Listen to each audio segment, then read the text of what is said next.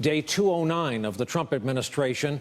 And as you are no doubt aware by now, our world suffered another terrorist attack today. It happened along a beautiful pedestrian mall in one of the most beautiful cities in all of Europe, Barcelona, Spain. The death toll stands at 13.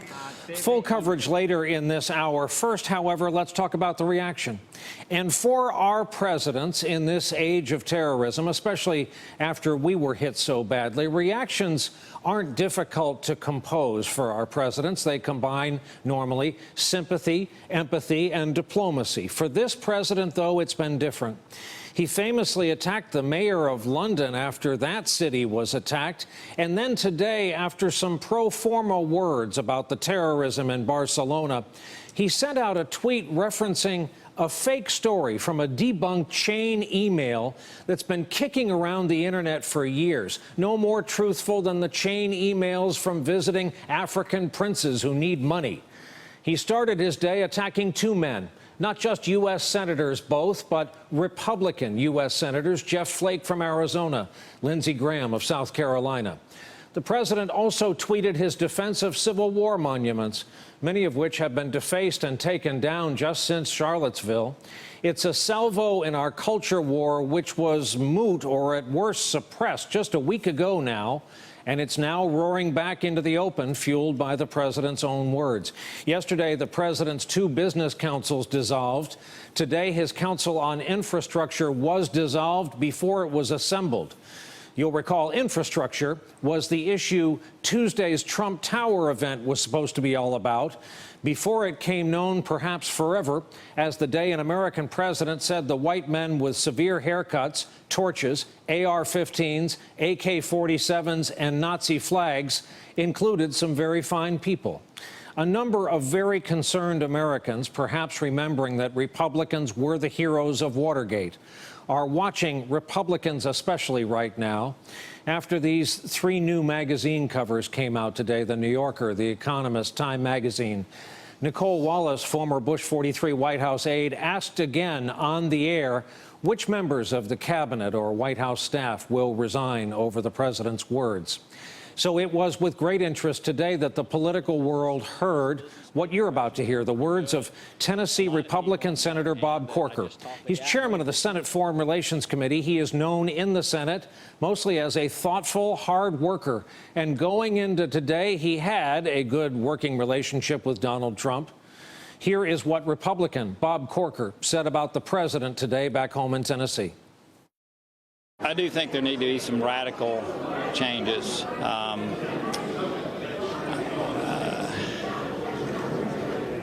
The president has not yet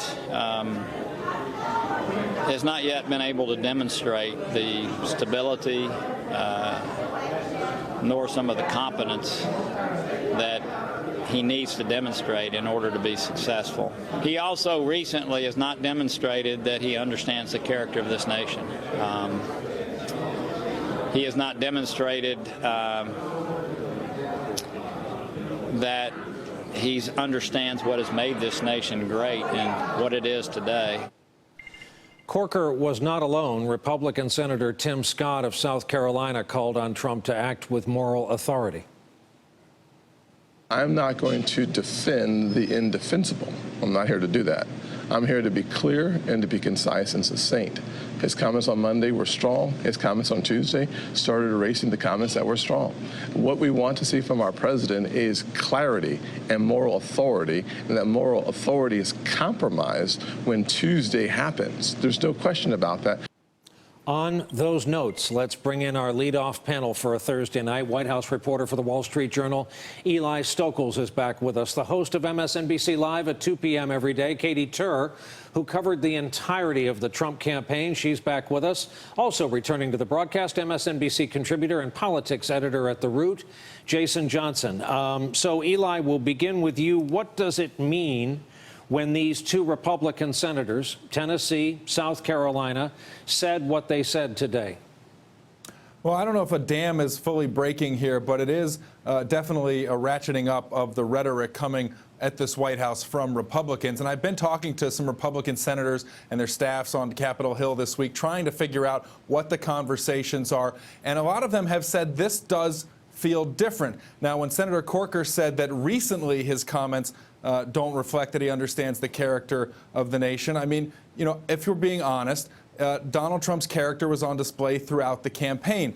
But there is a change in his comments post-Charlottesville that has brought some of his beliefs into starker relief for some of these senators and lawmakers on the Republican side. And you do get the sense that there is a greater awareness, even if the president is sort of indifferent to history, they are not. And they know this is one of those moments where history will remember where they stood. And so they are coming out with much stronger language. Senator Corker has tried throughout the first 6-7 months of this presidency to try to coach Donald Trump, to try to bring him along, hoping that maybe he would learn the ways of Washington. And so there may be some of that also in the scolding that he delivered today. But really, I think a lot of these senators are stepping back from this and understanding that this is a fundamental moment to basically pick a side and say whether or not they ascribe to the aspirational values this country was founded on or not. And I think you can see which side most of the Republican senators stand on. Katy Tur, to paraphrase the lyrics from just about any blues song, he's been down before. We saw, you name the number of instances. We saw Excess Hollywood. We saw I Like My Heroes Not to Get Captured. We saw the Gold Star family. He's been down before. The Excess Hollywood tape, fighting with the Pope. It goes on and on. Oh, yes, saying there is that, fighting with the Pope. I saying, forgot that. you know, that 2 Corinthians was 2 Corinthians. The list goes on and on. I went back and the first time he talked about General Pershing, which he tweeted today in response to Barcelona, study what General Pershing of the United States did to terrorists when caught. There was no more radical Islamic terror for 35 years. So the first time he said that was in North Charleston, South Carolina, the day before the South Carolina primary, which he went on to win. He talked about this story, this internet hoax. We're going to talk about it later. No, we might have. We might have it. Video. We do. Let's hear him. Sure. February of 2016. February 19. You were there. Let's listen to Donald Trump. We'll talk about it. Early in the century, last century, General Pershing, did you ever hear? Rough guy. And they had a terrorism problem. And there's a whole thing with swine and animals and pigs, and you know the story, okay? They don't like that. And they were having a tremendous problem with terrorism. And by the way, this is something you can read in the history books. Not a lot of history books because they don't like teaching this. He took 50 bullets and he dipped them in pig's blood. And he had his men load his rifles and he lined up the 50 people and they shot 49 of those people. And the 50th person, he said, you go back to your people and you tell them what happened. And for 25 years, there wasn't a problem, okay? Let's take a look at what Maggie Haberman of the New York Times tweeted in response to that this afternoon. The commander-in-chief is telling people to study a military incident that historians have called a myth. To be clear, this myth was spread via email forward chains, now being told by the president. And for those wondering about the, quote, swine, they don't like that. It's believed he's talking about the dietary laws of Islam forbidding pork. Katy Tur, you were saying about the story. Yeah, so let's not... He said 35 years in the tweet today. He said 25 years in that notwithstanding. This is an internet hoax, a myth that was passed along via email chain that he was touting in South Carolina among military families in the same speech where he was saying waterboarding doesn't go far enough. Around the time he was calling Ted Cruz a word he used to say that he grabbed women by because he didn't advocate waterboarding. Around the time that he was fighting with the Pope, yet he still went on to win South Carolina by a wide margin. And it made me wonder at the time, and I tweeted this whole note that I had from that moment.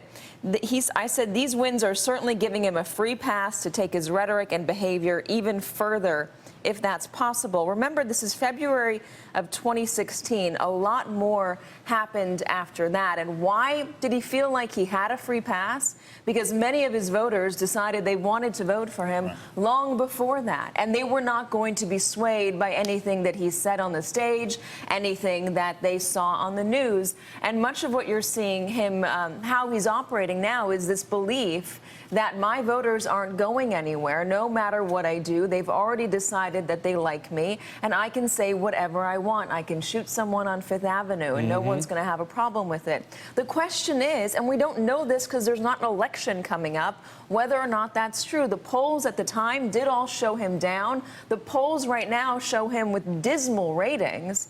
But is that going to change? Or is it, in Steve Bannon's words to the American Prospect, a good thing for liberals or Democrats to come out and start talking about race and identity politics? And does that allow them just to hit on this economic message? It sounds absolutely ludicrous.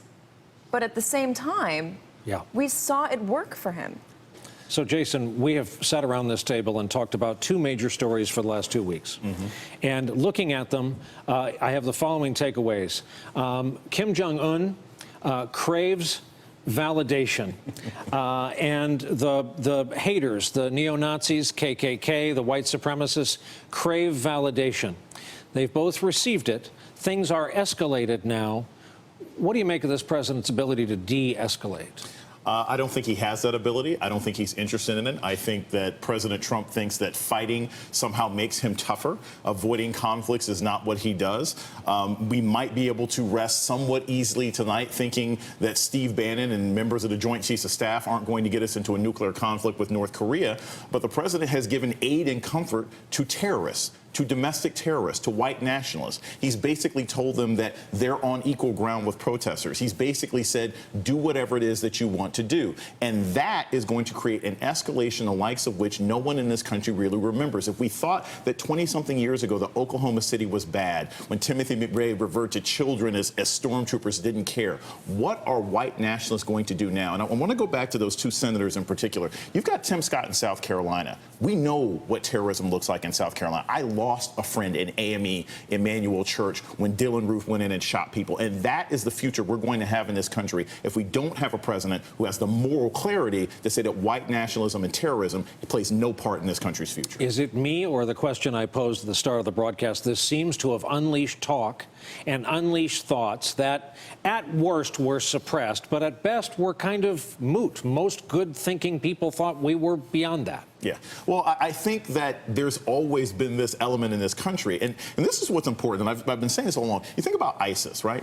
ISIS has killed more Muslims than white Christians. When you have domestic terrorists, they are trying to go after these white nationalists. They want to kill white people first. Yeah. They want to kill all the white people in America who actually are standing in the way of them getting this white ethno state. So that is what we're looking at now. We're looking at people who are going to attack the majority population of this country. And until we recognize that only by working together, not just black and brown and tan people, but everybody realizing that this is a dangerous national security issue, none of us can be safe. And the president, and I think a lot of his administration, don't see that. Eli, maybe it's because we've seen the button he pushes for a refreshed Diet Coke, but our assumption about this president and all presidents, that old phrase, don't you have people for that, that there's some structure, especially now under a just retired Marine four-star general who has enforced more structure around things like staff meetings and Oval Office flow.